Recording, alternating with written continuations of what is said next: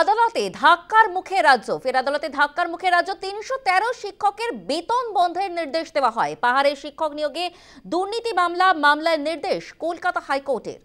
শুনানিতে শিক্ষকদের যোগ্যতা নিয়ে প্রশ্ন তোলেন বিচারপতি বিশ্বজিৎ বসু। ৭২ ঘন্টার মধ্যে শিক্ষকদের তথ্য জমা দেওয়ার নির্দেশ দেওয়া হয় রাজ্য সরকারকে। সেই নির্দেশ দেয় কলকাতা হাইকোর্ট। ফের আদালতে ধাক্কার মুখে রাজ্য। ৩১৩ শিক্ষকের বেতন বন্ধের নির্দেশ দেওয়া হয়। পাহাড়ে শিক্ষক নিয়োগ দুর্নীতি মামলায় নির্দেশ কলকাতা হাইকোর্টের। শুনানিতে শিক্ষকদের যোগ্যতা নিয়ে প্রশ্ন তোলেন বিচারপতি বিশ্বজিৎ বসু। এই বিষয়ে কি বলছেন রাজ্য বিজেপি সভাপতি সুকান্ত মজুমদার, শোনাবো আপনাদের।